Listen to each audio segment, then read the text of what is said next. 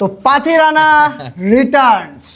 পাথিরানা কি কলকাতার ভাগ্য পরিবর্তন করতে পারবে? এটাই দেখা, কলকাতা ভার্সেস সিএসকে এর ম্যাচ হতে চলেছে, যেই রাইভেলরিতে সবসময় সারা জীবন সিএসকে জিতে এসছে, যদিও বা তবে এই বছর দুটো টিমই কিন্তু পয়েন্টস টেবিলের লাস্ট কে হবে সেটার জন্য কিন্তু মারপিট করছে, যে লাস্ট কে হবে, দাদাভাই হয়ে রয়েছে। তবে সিএসকে কিন্তু লাস্ট ম্যাচ জিতে রয়েছে। এখন যদি দেখা হয় যে সিএসকে এমএস ধোনি রিটার্ন করছে এই ম্যাচের মধ্যে, প্লাস ডেভাল ব্রাভিস চলে এসছে, প্লাস সঞ্জু স্যামসন কিন্তু ফর্মে চলে এসছে, সেঞ্চুরি দেখতে পেয়েছি আমরা লাস্ট ম্যাচে। তো চেপকের মাঠে খেলা হতে চলেছে কলকাতা ভার্সেস সিএসকে। কলকাতার অবস্থা কিন্তু আরো খারাপ, সিএসকে যদিও বেটার হয়েছে, কলকাতা আরো ওয়ার্স্ট হয়েছে একদম। তো কলকাতার এখানে যা যা প্রবলেম দাঁড়াচ্ছে, এখনো অবধি টিম ঠিক করতে পারেনি। গুড নিউজের মধ্যে কি আছে, মাতিসা পাথিরানা চলে এসছে, ফেরত চলে এসছে, এই ম্যাচের মধ্যে খেলবে যা শোনা যাচ্ছে। বরুণ চক্রবর্তী খেলতে পারে এই ম্যাচের মধ্যে। তো কলকাতা তার ফুল পোটেনশিয়াল যা যা অ্যাভেলেবেল আছে আর কি, তার মধ্যে নামতে চলেছে এই ম্যাচের মধ্যে কথা। তো রাহানেকে নিয়ে কিন্তু অনেক কোশ্চেন উঠছে, যে রাহানের ক্যাপ্টেন্সি নিয়ে, যে রাহানের কি, আমাকে একটা কথা বল, রাহানের কি পুরো দোষ দেওয়া যাবে এখানে? ওর হাতে যা তাসের পাতা আছে, তাসের পাতা যদি ঠিকঠাক না পড়ে, যদি ঠিকঠাক না খেলে, তাহলে রাহানের কিন্তু একা এখানে দোষ দেওয়া যাচ্ছে না পুরোপুরি, যা দেখা যাচ্ছে আমরা সেখান থেকে। কিন্তু তাও দোষ আছে, কিছু না কিছু আছে, কিন্তু তাও পুরো দোষটা কিন্তু এখানে রাহানের দেওয়া চলবে না। দেখ, রাহানের কেন দেওয়া চলবে না, তুই একটা জিনিস, ফিনালিন তো পরপর দুটো ম্যাচে ফ্লপ। হ্যাঁ, ওটার উপরে আসছি, মানে ওইটাই ম্যাচের উপরে আসবো। তার আগে আমি বলে দিই, এই ভিডিওর মধ্যে আমরা আলোচনা করব পাথিরানা ঢোকার পরে কলকাতার প্লেইং 11 কেমন হতে পারে, ঠিক আছে? তো এই জিনিসটা নিয়ে মেইনলি আমরা আলোচনা করব, যে ক্যামেরন গ্রিন বাদ যাবে নাকি পাওয়েল বাদ যাবে। এটা কিন্তু খুব ইন্টারেস্টিং জিনিস, যে চারটে বিদেশি কে কে খেলতে পারে কলকাতার মধ্যে। এখন কলকাতার চিন্তা হচ্ছে এটা, আর 10টা ম্যাচ বাকি আছে, যদি চান্স থেকে থাকে তো এটাই চান্স আছে, যদি এখন করতে পারো তো জিততে পারবে। আর একটা ম্যাচও হেরে গেলে এখন ম্যাচ হচ্ছে ডু অর ডাই, 10 এর মধ্যে 8টা ম্যাচ জিততে হবে, ঠিক আছে? মিনিমাম 8টা ম্যাচ জিততেই হবে যদি করতে হয়। আর 7টা ম্যাচ জিতলে হয়তো কোনো রকম মানে ভাগ্যের উপর ডিপেন্ড করছে। 1 পয়েন্ট যেহেতু পাঞ্জাব ভিক্ষা দিয়ে গেছিল কলকাতার মাঠে বৃষ্টির জন্য, মনে আছে আমাদের সবার। পাঞ্জাব দিয়েছে না বৃষ্টি দিয়েছে? হ্যাঁ, বৃষ্টি দিয়েছে। তো কলকাতা সিএসকে যদি আমরা হেড টু হেড দেখি, 32টা ম্যাচ খেলা হয়েছে টোটাল, তার মধ্যে 20টা জিতে রয়েছে সিএসকে, 11টা জিতেছে কলকাতা। তাও কলকাতা রিসেন্টলি, সেই 2008 থেকে কিন্তু কলকাতা সিএসকে এর কাছে হেরেই এসেছে সারা জীবন, আমরা দেখেছি। তবে এখন যা দেখা যাচ্ছে সামনের কেস, সেটা হচ্ছে লাস্ট ম্যাচে এই সিএসকে এর মাঠের মধ্যে কিন্তু এখন 200 রান হচ্ছে, যেটা কলকাতার একটু প্লাস পয়েন্ট রয়েছে, যে ব্যাটিং এর দিক থেকে। যে আগের মাঠ যদি হতো চেন্নাইয়ের মাঠ, যেখানে স্পিনাররা ভালো বল করতো, স্পিনারদের কাজ ছিল, তাহলে কিন্তু কলকাতা আরো পিছিয়ে থাকতো এখানে। তো সিএসকে কলকাতা মোটামুটি একটা সমান জায়গাতে রয়েছে ব্যাটিং এর দিক দিয়ে, হ্যাঁ, সমান। হ্যাঁ, তো পাথিরানা এই মাঠে কিন্তু এক্সপেরিয়েন্স আছে, চেপকের মাঠে, এটা কিন্তু কলকাতার একটা প্লাস পয়েন্ট। তার মানে কি চেপকের মাঠ দিয়ে কি কামব্যাক করবে? একদম হামজা আলী মাজারি পাথিরানা এখানে কলকাতায় এসে সিএসকে যদি খেলে তো তাহলে কিন্তু মারবে এই জায়গাটায়। তো সিএসকে এটার উপরেই আসবো, যে কলকাতার প্লেইং 11 এর উপরে আসছি। তার আগে সিএসকে কিছু বলে নি সিএসকে এর ব্যাপারে, যে সিএসকে কিন্তু লাস্ট ম্যাচ জিতে এসছে। সিএসকে এখানে ব্যাটিং বর্তমানে যা দেখা যাচ্ছে একদম মাস্ট ব্যাটিং কিন্তু সিএসকে চলছে।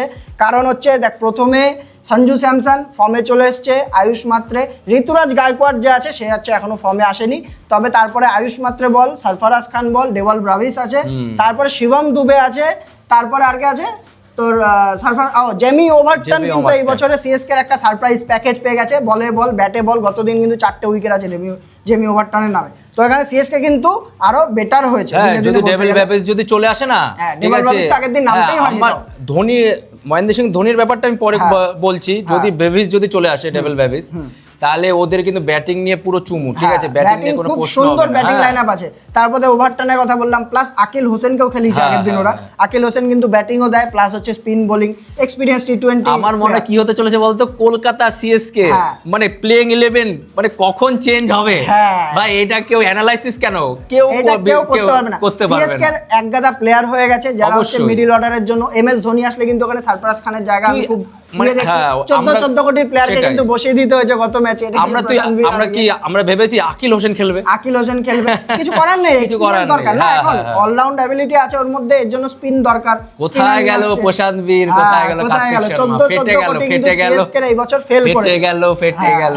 সিএসকে কিন্তু 14 কোটি 28 কোটির কিন্তু ট্রিক ফেল করে গেছে। তো দেখা যাক সিএসকে এখানে তোর সিএসকে এর ব্যাটিং লাইনআপের এগেইনস্টে কলকাতার বোলিং লাইনআপ কেমন, কত রান খেতে চলেছে। দেখ, হোম গ্রাউন্ডে তো একটুখানি অ্যাডভান্টেজ আমি সিএসকে কে রাখতে চলেছি। একটু কি অনেকটা থাকবে। লাস্ট ম্যাচ জিতেছে, যেখানে সবাই ভাবছিল সিএসকে পরপর হারবে, 6টা ম্যাচ মনে হয় পরপর হেরেওছে, 5টা ম্যাচ বোধহয়। তবে থালা যদি কামব্যাক করে সবাই তাহলে খুশি এখানে হবে। সিএসকে হ্যাঁ। ক্রাউড সাপোর্ট আর হচ্ছে টিমের মধ্যে যে ব্যালেন্সটা তৈরি হবে, প্লাস হচ্ছে Main ধোনির finisher, দিমাগ, দিমাগ। এই জিনিসটা কিন্তু একটা বড় সিএসকে এর বড় একটা পেহলু কিন্তু Factor, আসতে factor চলেছে, হতে চলেছে, বড় হ্যাঁ। বড় ফ্যাক্টর আসতে চলেছে। কলকাতার টিমের উপরে যদি আসি, সব থেকে বেকার কলকাতার ইতিহাসের আরসিবিটা, যেমন বলছি 2000 এত বছরের ইতিহাসে 2026-এর কিন্তু যে টিমটা রয়েছে আরসিবির বেস্ট টিম, তো এত বছরের কলকাতার ইতিহাসে কিন্তু এই টিমটা সব থেকে খারাপ, সব থেকে মানে ওরা নিজেরাও জানে না প্লেইং 11 কখন কাকে খেলাবে, কাকে খেলাবে। এখনো প্লেইং 11 কিন্তু ফিক্সড হয়নি কলকাতার। কটা ম্যাচ হয়ে গেছে? 4খানা ম্যাচ হয়ে গেছে। তারপরে কিন্তু ক্যাপ্টেনই তো ঠিক নেই, ক্যাপ্টেনই তো ঠিক নেই, যে ক্যাপ্টেন কাকে করবে সেটাই জানতো না গত বছর। রাহানে ফ্লপ, এই বছরও রাহানে ফ্লপ। তো ক্যাপ্টেন বলতে কি মানে 2 দিন আগে মানে 3 দিন আগে গিয়ে প্রেস কনফারেন্স মানে বোলিং লাইনআপ ঠিক নেই এখনো অবধি কলকাতায়। বোলিং কারা করবে, কাদের নিয়ে আসছে, সব মানে এক্সপেরিয়েন্স যারা বলে, যারা আইপিএল এসে ছাতু হয়ে অলরেডি চলে গেছে, নবদীপ সাইনি, কার্তিক ত্যাগী। তবে একটা বোলার ছিল, যদিও রুলড আউট না হতো তো এই টিমে চান্স পেতো পার্মানেন্টলি, সেটা হচ্ছে আকাশদীপ। আকাশদীপের কথা আমরা ভুলে গেছি সবাই, রুলড আউট হয়ে গেছে, নাহলে কিন্তু এখানে কনফার্ম চান্স ছিল। আকাশ একটা যে ছেলে গত ম্যাচে মানে কিছু নেই তো এটা দিয়ে চলবে আর কি। আমার হাতে একটা বল আছে, আমি এক্সপেরিয়েন্স, আমি আইপিএল এর নয়, ঠিক আছে, আমি তো পুরনো প্লেয়ার আইপিএল এর, এমন না যে আইপিএল এ প্রথম খেলছি। কার্তিক ত্যাগী বল, তারপরে শাইনি বল, ওই আরসিবি থেকে শুরু করে বিভিন্ন দলে খেলে এসে কিন্তু তো কলকাতা টিমে চান্স পেয়েছে। অবশ্যই প্র্যাকটিস বলার হিসাবে খেলছিল, সেখান থেকে প্লেইং 11। তুই এটা জেনে চিন্তা কর, বল যে করছিল গত ম্যাচে, তো আমাদের মতো লোকের হাসছিল। 18 নম্বর ওভারে এসে কার্তিক ত্যাগী ফুল টস বল দিচ্ছে, কত রান, কত 3 ওভারে 43 রান খেয়ে গেছে এই বোলিং লাইনআপ। তারপর শুধু বোলিং না, ব্যাটিং এর দিক থেকে ভাবনা। তোর এখানে রাহানে খেলে দিচ্ছে, একটা অল্টারনেট ম্যাচে খেলে দিচ্ছে, ফিনালে একটা ম্যাচ খেলেছে, দুটো ম্যাচ খেলতে পারেনি, 3টে ম্যাচ খেলতে পারেনি। রাহানে ক্যাপ্টেনশিপে কি বলবো, তুই একটা জিনিস চিন্তা কর, ব্যাটসম্যানে রাহানে ক্যাপ্টেন্সিতে আসছে। তারপর কলকাতার ব্যাটিংটাকে নিয়ে বলে নিচ্ছি আমি, তোর রয়েছে ক্যামরান গ্রিন ফ্লপ, রিঙ্কু সিং, মানে সব থেকে আমার বেশি মাথাটা গরম হচ্ছে রিঙ্কু সিং এর উপরে। আমার ভাই গরিব রিঙ্কু সিংই ভালো ছিল, আমার বড় লোক রিঙ্কু সিং আবার 80 লাখ টাকায় নামাও, ঠিক আছে, 80 লাখ টাকা দাও, 14 কোটি আমার দেওয়ার প্রয়োজন নেই, রিঙ্কু সিং কে গরিব বানাও, ও আবার খেলবে। সত্যি তো তাই, কোথায় গেল সেই পাওয়েল খেললো আগের দিন, কিন্তু আমার মনে হয় না রবম্যান পাওয়েল পরের ম্যাচে খেলতে, এই ম্যাচের মধ্যে খেলতে চলেছে। সিএসকে এর ম্যাচে রবম্যান পাওয়েল চান্স পাবে না, প্লেইং 11-এ আসলে বলছি ওটা কিভাবে হচ্ছে না হচ্ছে। তো রাহানের ক্যাপ্টেন্সি, যেটা তুই বলছিলি, রাহানের ক্যাপ্টেন্সি নিয়ে ঠিক আছে, কিছু কিছু জায়গায় ভুল এসছে, কিছু কিছু জায়গায় ভুল করে, এগুলো একদম মানে আমাদেরও চোখে পড়ে, আমরা কিন্তু একদম লোয়ার লেভেলে, তাও আমাদের চোখে পড়ে, ঠিক আছে, রাহানের ভুলগুলো। কিন্তু আগের দিনের ম্যাচটা ভাব, 184 রান করেছে, 184 রান করে 3 ওভারে 43 রান বাকি, এলএসজি হোক যেই হোক, ম্যাচ কিন্তু প্রায় ডিফেন্ড করে ফেলেছিল। ওইখানে বোলারদের যে ভুল করেছে, ক্যামরান গ্রিন, কার্তিক ত্যাগী, নবদীপ সাইনি, বৈভব অরোরাও ঠিকঠাক বল করে দিচ্ছে, লাস্ট ওভারে 14 রান, অনেক সময় পুরোপুরি এটা 70-30 বলবো, 30% ডিফেন্ড হয় না, 30% ডিফেন্ড হয়, আর 70% কিন্তু হয় না। আইপিএলে আমরা দেখেছি 14 রান ডিফেন্ড হয় না। তো এই 3জন বোলারের উপর নিবে, এখানে রাহানের কি করার আছে বল? ও ব্যাটিং ঠিকঠাক তো করে দিয়েছে, যে কটা ম্যাচ খেলেছে ব্যাটিং ঠিকঠাক করে দিয়েছে, দুই একটা ম্যাচ হয়তো ঠিক আছে, কিন্তু ব্যাটিং ঠিকঠাক করে লাস্টে 3 ওভারে 43 রান ডিফেন্ড করতে পারলো না। তার উপরে কি যে এমন একটা প্লেয়ারের কাছে, যে মুকুল চৌধুরী, যে কোনোদিন আইপিএল খেলেইনি, তার 3 নাম্বার না 4 নাম্বার ম্যাচ খেলছে, হয়তো 2বার ব্যাটিংয়ে নেমেছে তার কাছে। তাহলে আর যেখানে তোর কাছে নবদীপ সাইনি বল, কার্তিক ত্যাগী বল, এরকম ধরনের বোলাররা রয়েছে যারা অলরেডি 4-5 বছর অলরেডি আইপিএল খেলে এসেছে, তাদের কাছে কিন্তু এইভাবে ছক খাচ্ছে। তাহলে এখানে তার আগেই তো হেরে বসে আছে। তুই 184 রান হয়, যেখানে কত 100 রানের কত একটা পার্টনারশিপ ছিল, মানে 70 না কত রানের একটা পার্টনারশিপ ছিল, সেখান থেকে 100 কত রানে 2 উইকেট ছিল, তা সেখান থেকে রান কিছু না হলে 200 হতো, ঠিক আছে, সেখানে রান কিন্তু চেপে গেছে, 10 ওভারের মাথায় দুটো সেট ব্যাটসম্যান আউট হয়ে গেছে, এটাও আমাদের মাথায় রাখতে হবে। তবে এই ম্যাচটার মধ্যে রাহানের ক্যাপ্টেন্সি নিয়ে যদি বলি, আমরা রাহানের ক্যাপ্টেন্সিকে চেঞ্জ করবে না আমার মনে হয়, আমরা যতই বলি এই বছর রাহানের ক্যাপ্টেন্সি চেঞ্জ হচ্ছে না, দেবে কাকে? রিঙ্কু সিংও তো ইন্টারমিডিয়েট, এখন অব্দি আইপিএল এ ক্যাপ্টেন্সি করেনি, একটা দুটো ম্যাচ হয়তো করেছে, তাও করেনি। তা রাহানে এখানে রাখবে আমার যে মনে হচ্ছে কলকাতা। আর হচ্ছে তোর এই ম্যাচটার মধ্যে কিন্তু তাও একটু বোলিং স্টেবিলিটি পাওয়া যেতে পারে, কারণ হচ্ছে দুটো প্লেয়ার রিটার্ন করছে, পাথিরানা যদি খেলে পাথিরানা খেলবে, তারপরে বরুণ চক্রবর্তী এখনো অবধি এটা একটু 50-50 আছে, বরুণ চক্রবর্তী এখনো ঠিক হয়নি। তবে আমার বরুণ চক্রবর্তী লেগেছে হচ্ছে বাহাতে, তাহলে ও খেলছে না কেন? সেটাই তো বাহাত, তো বোলিং হবে লাগে, প্রশ্ন হচ্ছে নাকি? ও তো বোলিং হবে, কোন ফর্ম নিয়ে আমারও তাই মনে হয় যে ফর্ম নিয়ে কিছু না কিছু কেন যে একটা ফাস্ট বোলার খেলাচ্ছে বরুণ চক্রবর্তীর বদলে, কিন্তু আমার না খেলালে ফর্ম ফেরত চলে আসবে। না আমার কথা হচ্ছে এটা, ডাগআউটে বসে থেকে কোনোদিন ফর্ম আসে না ভাই। আর চেন্নাইয়ের মাঠ আছে, একটু হলো স্পিন ফ্রেন্ডলি আছে, আমার মতে এখানে যদি একটুও ফিট থাকে, যদিও খেলা ম্যাচ ফিট থাকে, ইম্প্যাক্ট হিসাবে খেলাও, আমার তো ফিল্ডিং করানোর দরকার নেই। তবে এটাই তো বলছি, আবার দেখবি কলকাতা সারপ্রাইজ প্যাকেজ নিয়ে প্লেইং 11 করতে চলেছে মনে হচ্ছে। এই ম্যাচের মধ্যে যদি বরুণ চক্রবর্তী খেলে, পাথি রানা খেলে, দেখ বরুণ চক্রবর্তী, পাথি রানা, সুনীল নারিন, বৈভব অরোরা, কার্তিক ত্যাগী, অনুকূল, ক্যামেরন গ্রিন, এই এতগুলো কিন্তু বোলার আছে যারা ঠিকঠাক বোলার, আমার মতে ভালো বোলার আছে। ফর্মে নেই এটা আলাদা ব্যাপার, কিন্তু খাতায় কলমে অন পেপার যদি আমরা দেখি তাহলে কিন্তু ভালো বোলিং লাইনআপ আছে। এই জিনিসটা যদি খেলাতে পারে তো অল্টারনেট করে বল করাতে পারে। প্লেইং 11 এর প্রশ্ন আসছে এখানে, প্লেইং 11 কেমন হতে পারে, যেটা রিয়েলিটি সেটাতেই বলবো, আমাদের মতো করে বলবো না যে রাহানেকে বসিয়ে দেবে, কারণ বসাবে না, পরিষ্কার বোঝা যাচ্ছে এখানে বসাবে না। তো এখানে প্লেইং 11 যদি আসি, আমি যে প্লেইং 11টা বানিয়েছি, তোর ফিন অ্যালেন আসছে, ফিন অ্যালেনের সঙ্গে রাহানে আসছে, রাহানে 3 নম্বরে এখানে ক্যামেরন গ্রিন, 4-এ অঙ্কুশ রঘুবংশী, 5-এ কিন্তু এখানে আমি 5 নম্বরের জন্য সব টিম কিন্তু ইয়াং প্লেয়ার খেলাচ্ছে, 5 নম্বরের জন্য না, সব টিম কিন্তু ইয়াং প্লেয়ারকে খেলাচ্ছে, 6-এ হোক, 7-এ হোক, 5-এ হোক। তো এখানে কলকাতা কিন্তু খেলানো উচিত, আমি মনে করি তেজস্বী সিং ধাইয়াকে 3 কোটি টাকা দিয়ে নিয়েছো, ওর অন্তত খেলা না খেলালে তো বোঝাতে পারবো না যে কেমন প্লেয়ার। তেজস্বী সিং ধাইয়া তুই যেটা বলেছিস সেটা ঠিক আছে, কিন্তু আমার মনে হয় যদি এক্সপিরিয়েন্স একটু দরকার হয় তো তাহলে কিন্তু মনীষ পান্ডে বা রাহুল ত্রিপাঠী আমরা ভুলে গেছি, ঠিক আছে, কলকাতার হয়ে ভালো খেলেছে।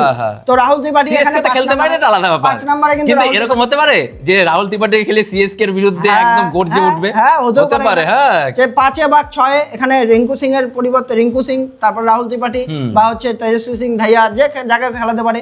6-এ এখানে চলে আসলো, 7 নম্বরে এখানে চলে আসলো হচ্ছে তোর রমনদীপ সিং, এখানে কিন্তু রবীন পাওয়েলের জায়গা হচ্ছে না আমাদের টিমের মধ্যে। 4টে বিদেশি কে আছে, ক্যামেরন গ্রিন আছে, ফিন অ্যালেন আছে, বরং তোর পাথি রানা আছে, সুনীল নারিন আছে, এই 4 জন আমাদের মতে কিন্তু এটাই হতে চলেছে। তো 7 নম্বরে রমনদীপ, 8-এ অনুকূল রয়, 9-এ সুনীল নারিন, 10-এ বরুণ চক্রবর্তী, 11-তে পাথি রানা, আর বৈভব অরোরা হচ্ছে ইম্প্যাক্ট প্লেয়ার। আর যদি ফাস্ট বোলার খেলাতে চায় তো বেশি স্পিনার হয়ে যাচ্ছে অনুকূল, বরুণ আর সুনীল নারিন। তো ফাস্ট বোলার খেলাতে চাইলে ওখানে কিন্তু অনুকূলের জায়গায় তোর কার্তিক ত্যাগীকে খেলাতে পারে। এটা হচ্ছে আমাদের প্লেইং 11, এটা এরকমই কিন্তু হতে পারে। হ্যাঁ, এটা তো একদম পারফেক্ট। আর যদি মানে কিছু চেঞ্জেস হয় তো তাহলে দুটোতে স্লটে চেঞ্জ হবে, সেটা হচ্ছে ওই তোর বরুণ চক্রবর্তীর জায়গায়, ঠিক আছে, একটা স্পিনার কম খেলিয়ে, ঠিক আছে, পেশার চলে আসবে। আর যেটা 5 নম্বরের স্লটটা, ওটা 3টে মানে একদম দাবেদার রয়েছে, কিন্তু চেঞ্জ করা দরকার। রাহুল ত্রিপাঠী আর মনীষ পান্ডে আমার মনে হয় খেলানো দরকার। আমার এখানে প্লেয়ার নেই, আমি এখানে কম করে কি করব, অন্তত চান্স তো দাও যে ওখানে যদি খেলে দিতে পারে। দেখা গেল সারপ্রাইজিং একটা প্যাকেজ বেরিয়ে গেল যে এই বছর খেলছে, ভালো খেলে দিল, ঠিক আছে, আজিনকে রাহানে এই বছর যদি ভালো খেলতে পারে, রাহুল ত্রিপাঠী না খেলে, আমাকে খেলাতে তো হবে আগে। এটা হচ্ছে আমাদের প্লেইং 11 ছিল। আর আরেকটা সাজেশন আছে আমার, যেটা সেটা হচ্ছে সুনীল নারিন 3 নম্বরের জন্য, কারণ হচ্ছে প্রত্যেক দিনে পাওয়ার প্লেতে উইকেট পড়ে যাচ্ছে, পাওয়ার প্লেতে সুনীল নারিন যদি আসে, পাওয়ার প্লেতে খেলুক না 10 বল, কিন্তু 10 বল খেললে কিন্তু ওখানে 20-25 রান কিন্তু আমার তো নিচে আজ পর্যন্ত সুনীল নারায়ণ নিচে নেমে কোনোদিন আমরা দেখতে পারিনি, কাজে লাগেনি। তো এখানে কিন্তু এটা একটা স্ক্র্যাপ, নিচে খেলানো মানে কিন্তু একটা স্ক্র্যাপ। তো যদি এখানে আমি সুনীল নারিনকে কাজে লাগাতে পারি এখানে 10 বলের জন্য, আমি কেন লাগাবো না? অবশ্যই 10 বলে 20 রান। দেখা গেল এমন একটা ফর্মে চলছে সুনীল নারিন, যেখানে আমি ওকে ওপেনিং করে দিতে পারবো ভবিষ্যতে গিয়ে, পরের ম্যাচে গিয়ে দেখা গেল খুব ভালো ফর্মে রয়েছে, ব্যাটিং ফর্মে। এবার এটা আমাদের সাজেশন, ঠিক আছে, এখানে যে কেউ বলবে যে এই জিনিসটা কলকাতা করা উচিত, ওপেনিং এ রাহানেকে ছাড়াবে না, সুনীল নারিনকে ছাড়াবে না। তো এখানে সুনীল নারিনকে যখনই পাওয়ার প্লের মধ্যে উইকেট পড়বে তখন সুনীল নারিনকে নামবে, পাওয়ার প্লে পরে পড়লে না নামাও, আর 7-8 ওভারে পরে পড়লে না নামাও, তখন আবার লাস্টের দিকে নিয়ে আসছে। হ্যাঁ, তো এই টিমটা যা দেখা যাচ্ছে, স্পিনারও আছে ঠিকঠাক, স্পিনার রয়েছে, পেসারও রয়েছে ঠিকঠাক, বলবো না নরমাল পেসার। পাথি রানা থাকলে ডেথ ওভারটা অন্তত ডেথ ওভার পাথি রানা আর বৈভব অরোরার সঙ্গে মোটামুটি সর্টেড হয়ে যাবে। এখানটা যা বোঝা যাচ্ছে পাওয়েল কিন্তু এখানে। আর আরেকটা কথা যেটা হচ্ছে গ্রিনের সঙ্গে কমিউনিকেশন করো, যদি ও বলে কমফোর্টেবল না থাকে, আমি মনে করি এখানে ক্যামেরন গ্রিনের জায়গায় পাওয়েলকে খেলা, একদম 6 নম্বরে 7 নম্বরে পাওয়েলকে নামাও, একদম আগের দিনও ভালো খেলে দিয়েছে ছেলেটা, ঠিক আছে, ও ভালো খেলবেই, ওর কাজই ওইটা যে 6-7 নম্বরে। যদি ক্যামেরন গ্রিন বল না করে, আগের দিন 2 ওভার বল করেছিল, ব্যাটিং করলো ক্যামেরন গ্রিন আগের দিন, একটা 6 মেরে যে রিঅ্যাকশন, আমার দরকার নেই তো, আমার 25 কোটি যাক, জলে গেছে যখন যাক, ঠিক আছে, আমার এখানে আমি সিএসকে দুটো প্লেয়ারকে মানে বসিয়ে দিতে পারলে, ক্যামেরন গ্রিন 14 কোটি 28 কোটি বসিয়ে দিল, তাহলে এখানে কেন পারবে না? তো যাই হোক, সিএসকে কিন্তু এখন বেশি স্ট্রং দেখা যাচ্ছে কলকাতার তুলনায়, ঠিক আছে। সিএসকে প্রথমে যেমন লাগছিল তার থেকে অনেক বেশি স্ট্রং দেখা যাচ্ছে ডেভাল ব্রাভিস আসার পরে, বিশেষ করে, আর সঞ্জু স্যামসন ফর্মে আসার পরে। কলকাতা এখনো অবধি ফিগার আউট করবে ওদের প্লেইং 11 কি হতে পারে।